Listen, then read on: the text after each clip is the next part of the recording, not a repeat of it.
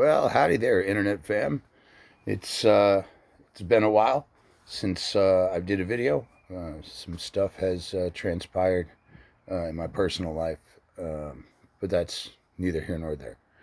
Um, so somebody asked me, is there any situation under which you would vote for the former president of the United States, who I like to call the tiny-fisted tangerine tyrant? And I said, yep, there is one. There is a chance that I would considering voting for Donald Trump. And it's because he made a statement. He said that he could end the war in Russia and the war between Russia and Ukraine in 24 hours. I was thinking about that, and I'm like, man, if he could really do that with the snap of his fingers, why hasn't he done it? I mean, that would solidify not just his base, but the people that are even on the fence. He ends the war in Ukraine without even being president. Of course, we're going to elect him president, but he won't do it. He can't do it. He says he won't do it because he doesn't want to give up his hand, so he's going to just let hundreds of thousands and potentially millions of people and civilians die over there in a needless war over dirt.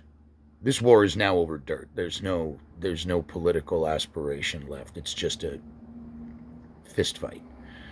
But then I thought about it, and I said, he kept saying that the war in Ukraine never would have happened. The Russians never would have invaded if he'd been in office.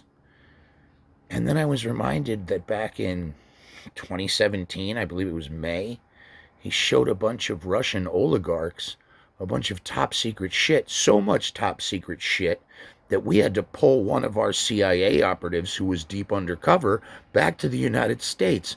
So yeah, of course they're not going to invade when he's president. They're just going to set up for when he isn't. He's already given him the battle plan.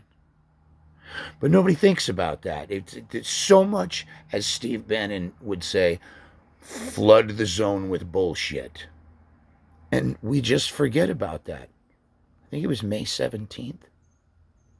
But anyway, it was just something that was rolling around inside this head of mine while I was sitting here today by myself.